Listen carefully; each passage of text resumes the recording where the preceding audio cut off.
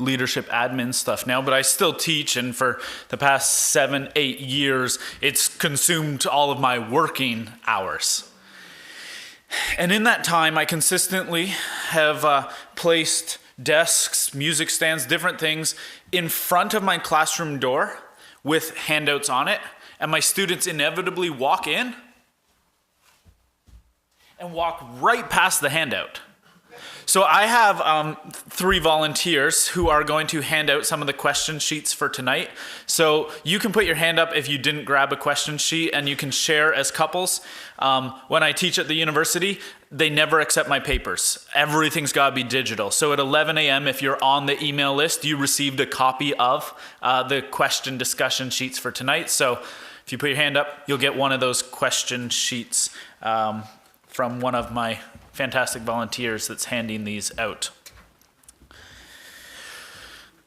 This is where we're going this morning. Do you get it yet? And as a teacher, it's something that I frequently ask either out loud or screaming inside my head. Do you get it yet? Come on, we've done that concept already. This is review, you know this. Somebody put up your hand and answer. That's a common internal dialogue that happens for me. And my primary thing that I teach is music. And so when you're teaching the younger grades, you teach this. And you teach it for like 6 years on repeat. Because if this isn't known, then the staff is difficult to understand, then intervals are hard to understand, then building chords is hard to understand. And so in the elementary grades, you teach this. And the next year you come back and you know that you have a pile of marked tests from last year that showed that they got it. And then the start of the next year, they don't got it. And high school, we got to get all our key signatures down. I teach it so many different ways. Verbally memorize, circle of fifths, write it out this way, that way, the next way. One of my students is here. They know. They've done this test in so many versions. We tape stuff on the ground. We make it interactive. And then we come to build upon that lesson, and the knowledge just isn't there. Come on. We've done that. Now, there is the point at which, this is also music theory, but this is more like the book of Hebrews. And today we're in the book of Mark. Okay, so this is serialism and moving as far away from everything that's typical in music as possible.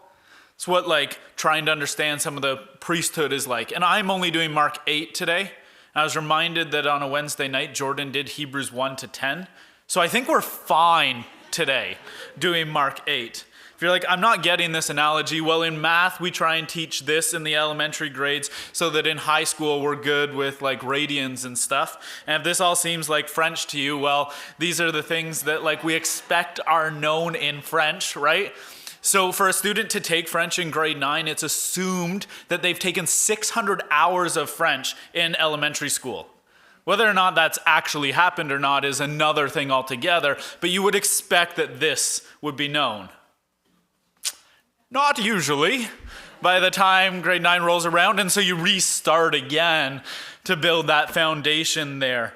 And for those of you that might be more inclined to sports analogies, and seeing as this is a series we're continuing from Dale Ward, I'll watch one of our sports teams play and hear the coach after the first game just go, well, guess we're doing layups and free throws.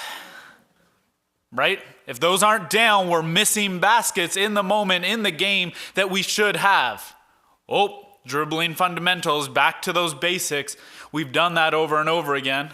I played competitive soccer growing up, and I just have this image of being on the same soccer field for years, and the ball being thrown at my chest, the ball being thrown to my leg, the ball being thrown to my foot, controlling it, passing it back, head. And that drill over and over and over and over and over and over and over and over and over and over again. And then in game, the ball comes, and it comes to your foot, and you look up, and the ball goes somewhere else, and the coach is like, ah!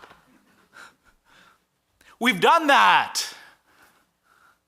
And then there's those moments where it connects, where you're like, boom, perfect control of the ball. Oh, I know how I'm passing this. I've done this before. I've got this. The child's like, oh, that theory concept? Yeah, I remember it. I've got it. Oh, this next thing just builds on that? That's so easy to understand. Now that I've got it. Oh, we just won a game based on layups? What? Now, that's not happening now because the basketball game's shifted to a three-point game entirely, but that's besides the point if you watch the NBA. Even in this gym on Sunday nights when we play basketball, 3 points all the time. Doesn't matter if you're a three-point shooter or not, you take the three-point shot. Mark 8. In the middle of Mark 8, we're going to have the Lord say, don't you understand yet? Because there's foundational principles upon which things build. Dave, do you know where the clicker is? I do have one on my phone, but I don't trust it.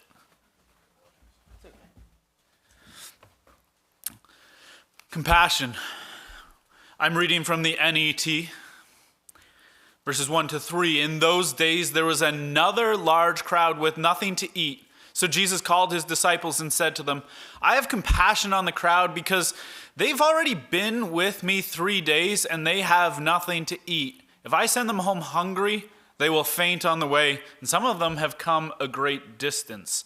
I love that this is how this chapter begins. In those days, there was another large crowd. This isn't the first time there's a large crowd that's following Jesus. There's another one. And Jesus says, I have compassion. This is really important. The end of this message, when we get to some really big practical application things, we're actually going to come back to this. Because if you don't have this in mind, that the Lord has compassion on the crowd and what he does here, it actually makes some of those big things he calls us to like feel random and weird and disjointed. But if you frame it with the start of this chapter, the Lord having compassion, you're like, oh, that's his character, that's his nature. They've been with me here 3 days. It's a significant amount of time that they've paused in whatever's happening in their life to seek after, follow after Jesus. They've known he's done miracles. They're listening to him teach, and they're all in. They're all in to the point where they're so far from home that they've run out of food. Because they know this matters. Jesus says, if I send them home hungry, they will faint on the way. Some of them have come a great distance. So what's his response? And who's involved? Continuing on, verses 4 and 5. His disciples answered him, where can someone get enough bread in this desolate place? They're away from general civilization. The last time this happens, they kind of say how much it's going to cost. Where can we even find enough bread to satisfy these people? He asked them, how many loaves do you have? They replied, 7. Then he directed the crowd to sit down on the ground. After he took the 7 loaves and gave thanks, he broke them and began giving them to the disciples to serve. So they served the crowd. And when I was doing this, I highlight things in color. I was just like, they served the crowd. The disciples, they got to be directly involved in this. From Jesus praying for it, they took that food to people. They also had a few small fish. After giving thanks for these, he told them to serve them as well. Everyone ate and was satisfied, and they picked up the broken pieces left over, 7 baskets full. There were about 4,000 who ate. Then he dismissed them. Everyone ate and was satisfied. This wasn't just like a snack, a tie over. Sometimes I do this like in my own home. You're like, ooh, I'm home. It's not quite dinner yet. Or, oh, we're going to somebody's house and we're going to eat at 8 p.m. and we normally eat at 6 p.m. Like, I'm going to have something to tie me over. No. They were satisfied. There was enough here that it met their need and some. Leftovers. Leftovers are great. We try and normally, like when we do a lunch here, nail the right amount of food for the right amount of people. Isn't it nice when you get one of those leftover bags handed to you? You're like, oh, that's lunch tomorrow for work. That's awesome. There was leftovers.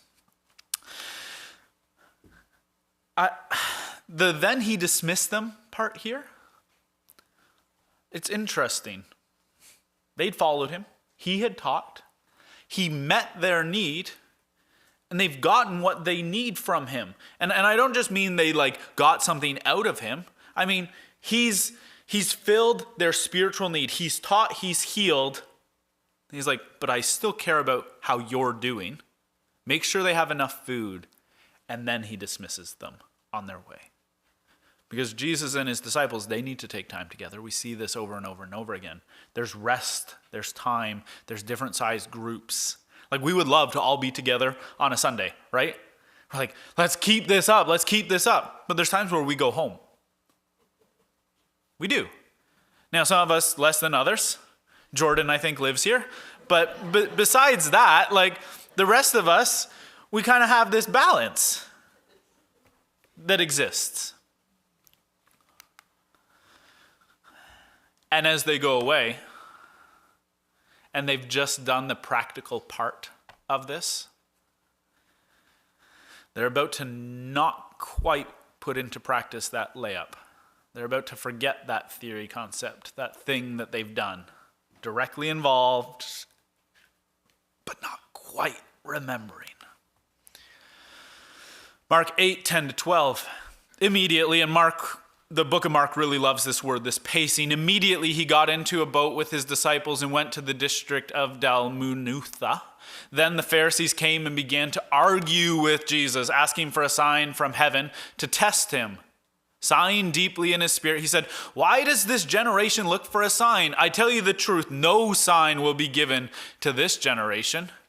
Then he left them, got back in the boat, and went to the other side. Now they, that's the disciples, had forgotten to take bread, except for one loaf they had with them in the boat. And Jesus ordered them, "Watch out, beware of the yeast of the Pharisees and the yeast of Herod." So they began to discuss with one another about having no bread.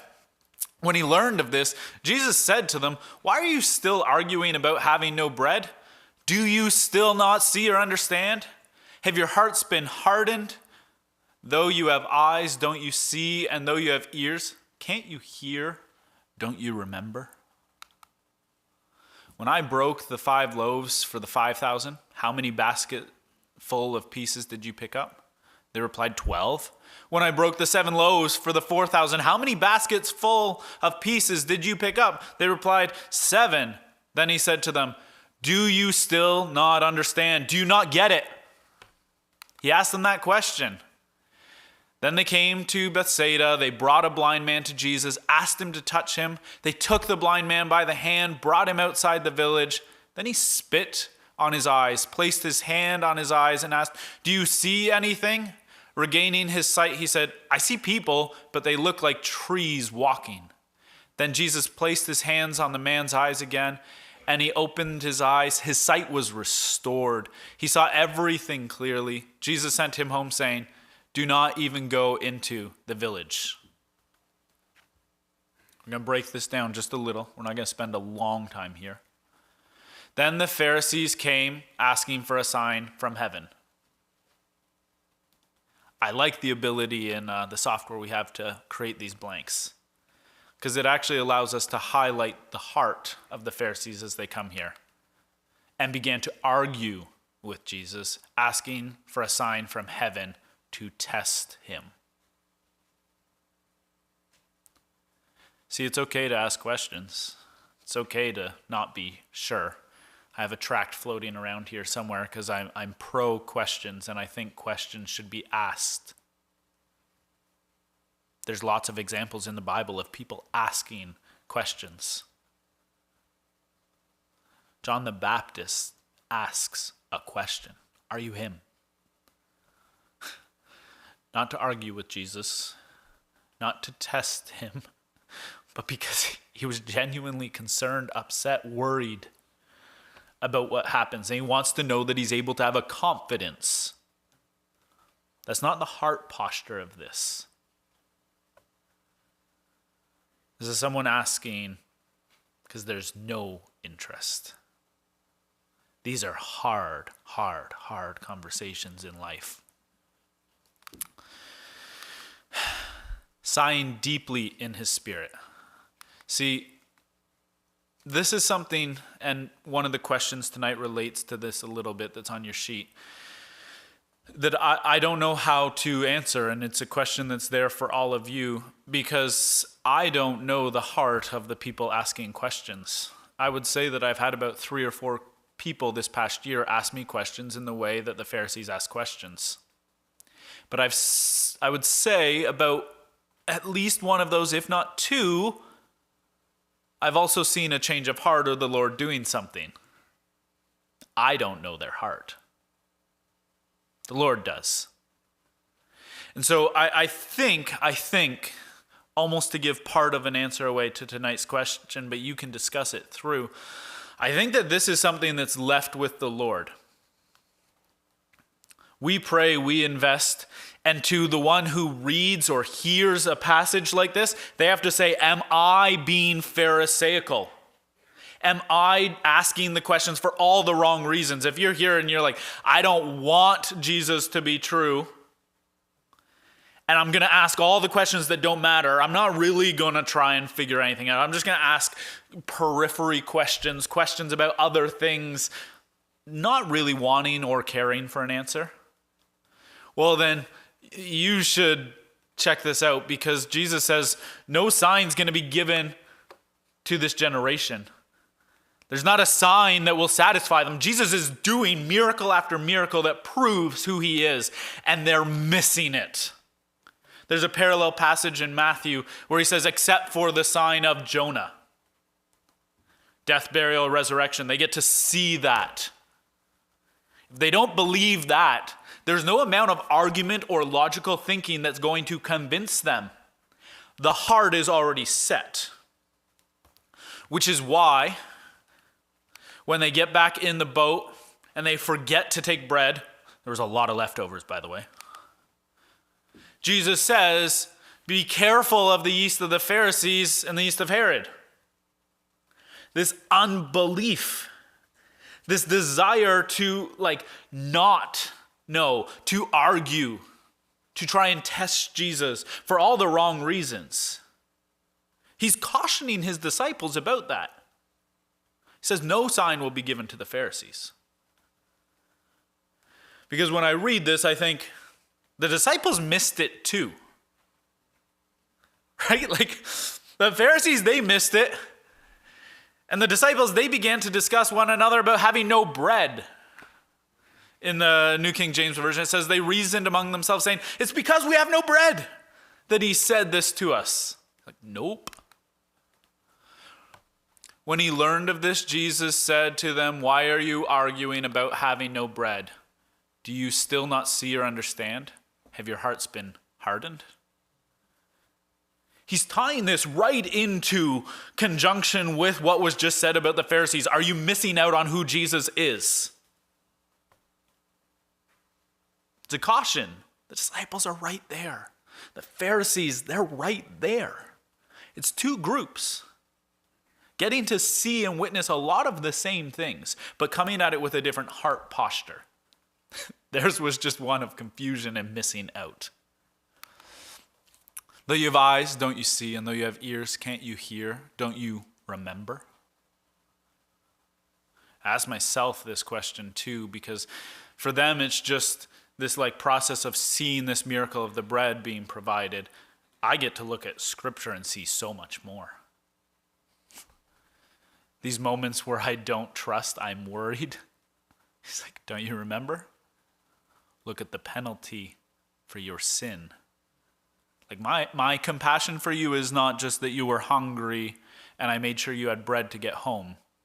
I died for you. I get to look back and see that. And so when I see the disciples here missing out, I'm like, oh, how are they missing out? They just saw this. And I'm worried about things in life. I'm like, oh, right. I forget.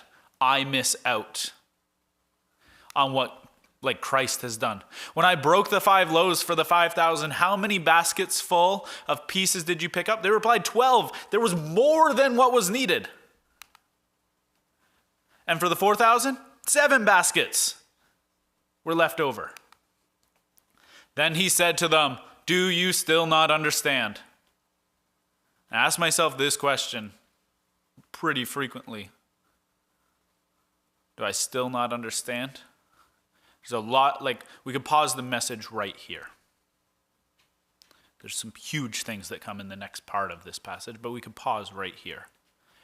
If he can provide for the 5,000, the 4,000, he's saying, well, then I can definitely provide for the 12 who are in this boat.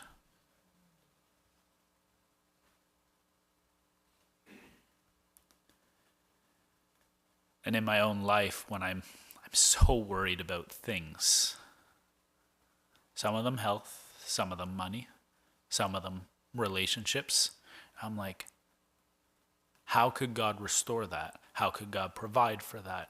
How do I not move forward in fear? Do you still not understand? The end of our first meeting today, we ended with Romans 8. Whew. He's got us, right? Nothing can separate us from the love of Christ. Nothing. I'm not saying I live in the full reality of that every day, though.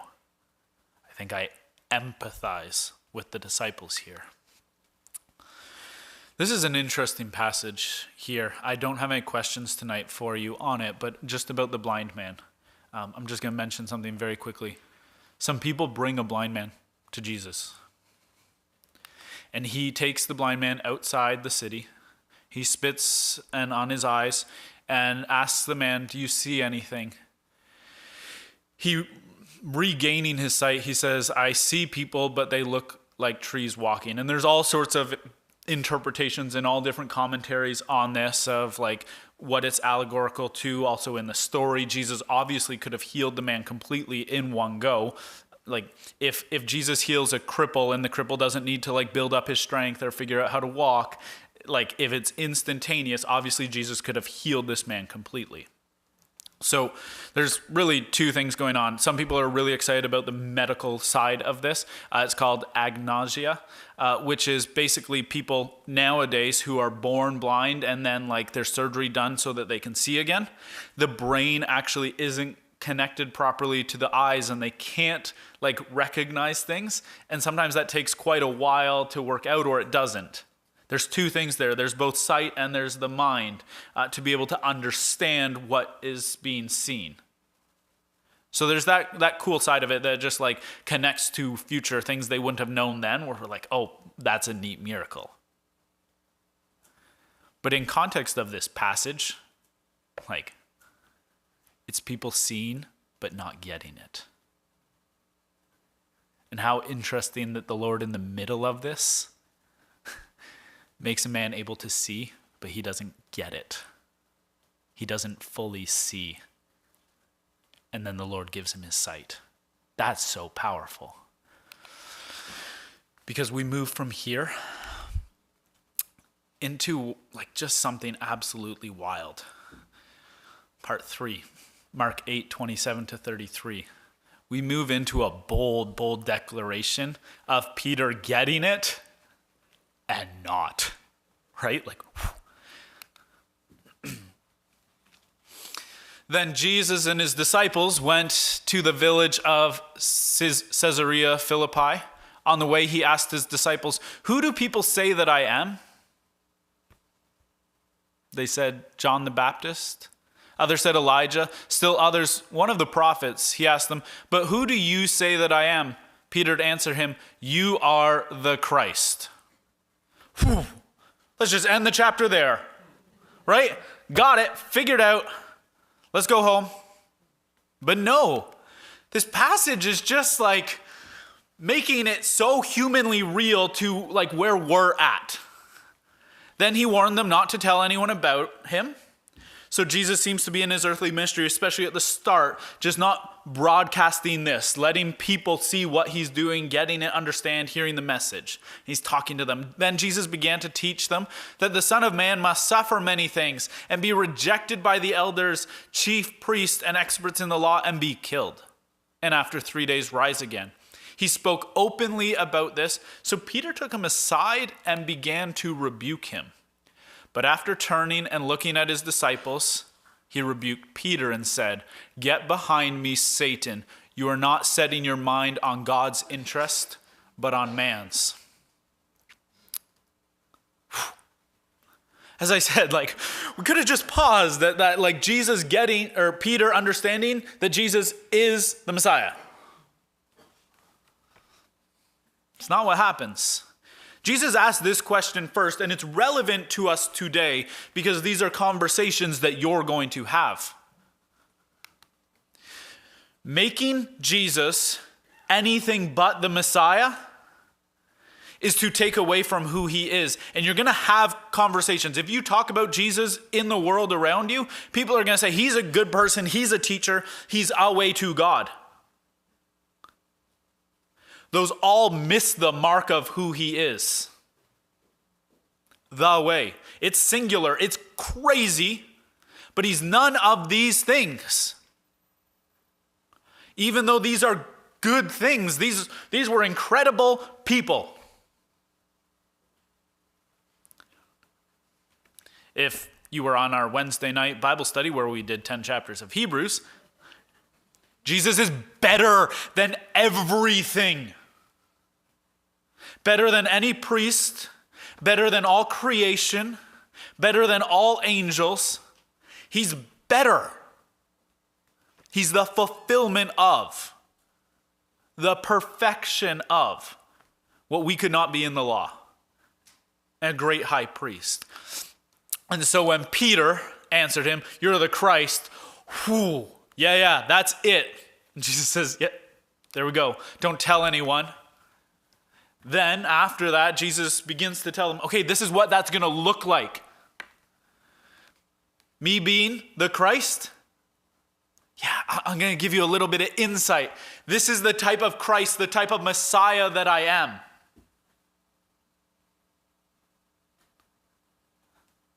That's not the type of Messiah that they wanted. Peter declares him as the Messiah, as the Christ. But he had his own version of what that looked like. And it didn't look like this. And I think sometimes we try and tell Jesus what type of Messiah he is and what he's supposed to do. Like, no, I don't think so. Well, wait till we get to the end of this passage and Jesus tells us what we're supposed to do. And yeah, we tend to, in our own human flesh, want to tell Jesus the way things should go. Peter takes him aside, rebukes Jesus. That's wild. That's not like, let me ask you about that. Rebukes him. And we have this really powerful passage where he says, get behind me, Satan.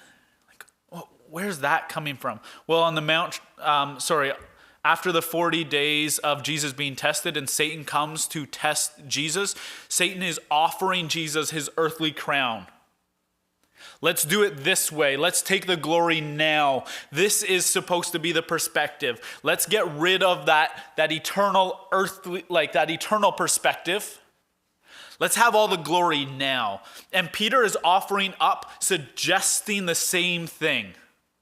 No. Don't do it that way. Here. This is what the kingdom should look like. And it's the same heart condition. Missing out on God's interest, but instead focused on man's. That's how Satan gets us every time. Look at what I can offer you here. Take this.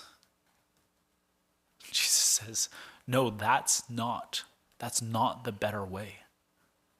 This is the way. This is where everything changes. Our final part of this morning.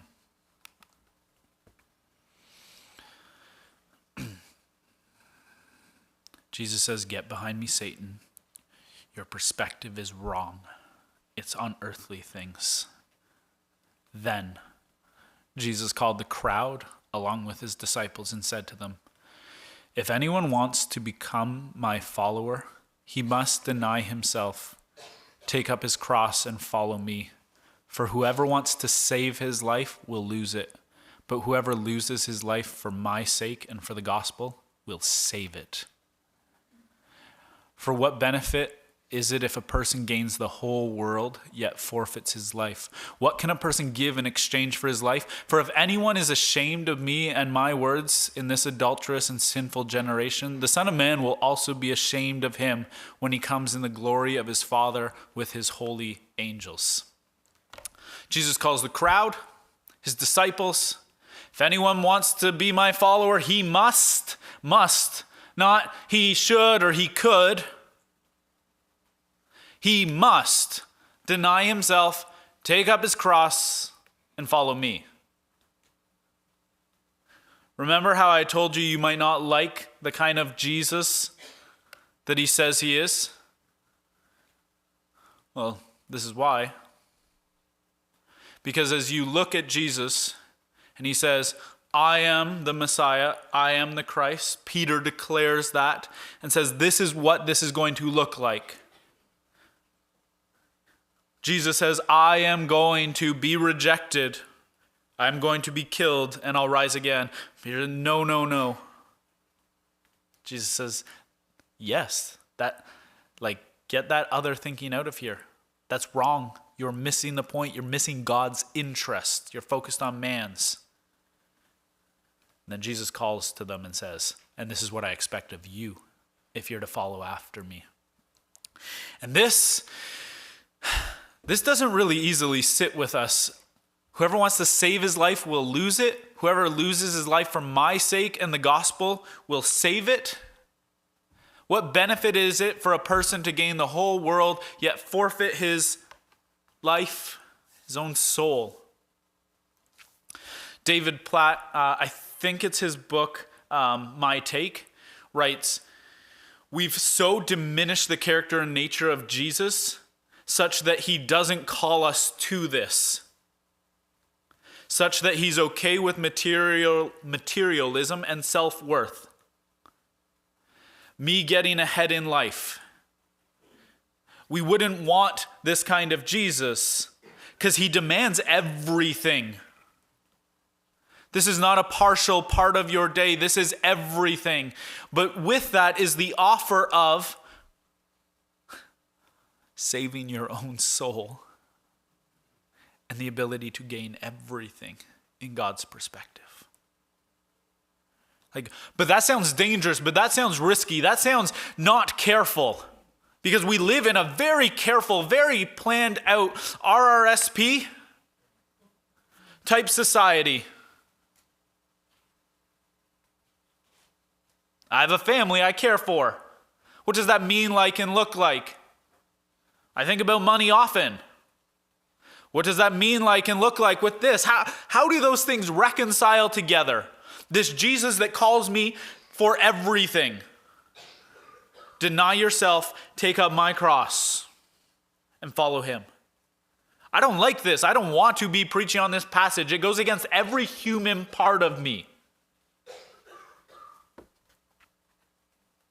It does. But to be faced with this question, what can a person give in exchange for his life? On Friday, we were talking here at Bridging the Gap about people that have made it financially, very successfully in this world. They don't just give up the things of Christ. They give up everything that all the rest of us give up. They give up weekends and family for the sake of making it. Because this life draws you into a rat race that says, oh, come on. I can offer you everything now. That's what Jesus was offered. He says, no, there's something greater. And then this, that the Lord will be ashamed of those who are not all in. The sinful and adulterous generation really ties to the unbelieving generation, that Pharisee heart that we saw earlier. This terminology it's used in other places to describe a similar situation. Those that reject the Lord. Not those that sometimes stumble or struggle. There's enough passages about that. The Lord's so forgiving, so redeeming. Like the disciples, they just saw two miracles. Two huge miracles. And they immediately forgot. And he's like, come on. Peter declares the right thing and then misses it, and Jesus rebukes him. And in the next chapter, next week, the transfiguration is going to happen. Peter's going to open his mouth again. And like, he's so close. But we see that refinement process in his life all the way up to the Lord's death, burial, resurrection, and that restoration that the Lord provides. So this is not about like our stumbling, our getting it, our sanctification. If you're the Lord's, you're the Lord's. But he calls you to be all in. How all in? Well, here's my summary of the message. I have compassion on the crowd. I said that the start of this chapter mattered so much because I'm like, what about the practical things of life? Well, in Jesus' ministry, he teaches, he preaches. He could have just said, well, you've got the spiritual things that I've provided. Have a good day, have a good journey back home. No. He cared. He cared to the extent that everyone was satisfied. See, it's all about perspective. The Lord cares about all of those things, which is why he can call us to such big things. The principal at my school, she had a few sparrows outside her window. She now puts food there to see them come back. They're little tiny things. She just constantly says, the Lord cares for them and has them. Oh, of course he's got us. Right? Just this reminder of seeing that little sparrow, and he says, I've got it. I know exactly where it's at, what it's doing. Of course I've got you. But do you get it? Even though we have the scriptures, even though we can see what Jesus has done, do we get it? Do we live in the reality of that? Or do we see things in a blurry way? And we need to ask the Lord for that sight so that it's fully restored and we can see everything clearly. He's the Christ. You're not setting your mind on God's interest, but on man's. This is a constant battle that we all have to face. We know who he is, but our perspective can get skewed. If anyone wants to become my follower, he must deny himself, take up his cross, and follow me. We're going to actually sing in closing today. I asked the music team if we could sing a song. It's called I Will Trust My Savior Jesus. And it's this absolute prayer of dependence on who the Lord is and his perspective. Because in and of ourselves, we can't do this. But he calls us to something so amazing with such eternal significance. And we need to take the time to look at, see what he's done, and remember. So that we can say, yeah, I've got it in this moment. That moment when you finally connect that pass that was made to you. That moment when you finally make that basket. You're like, oh yeah. Guess what? There's going to be another moment. There's going to be another time. You're going to get to keep on doing this. This is life. And we're called to follow him with everything we've got. I'll close in prayer and the music team will come up and we'll sing this final song. Dear God and Father,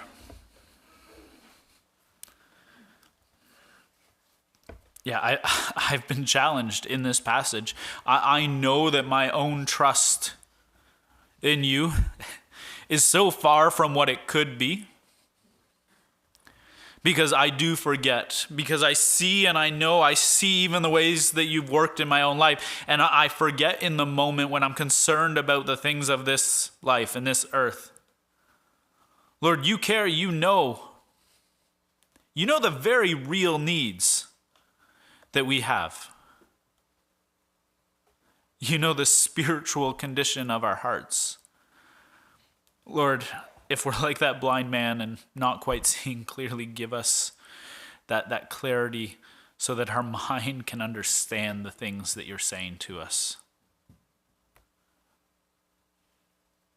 Lord, if anyone here has a heart like that Pharisee,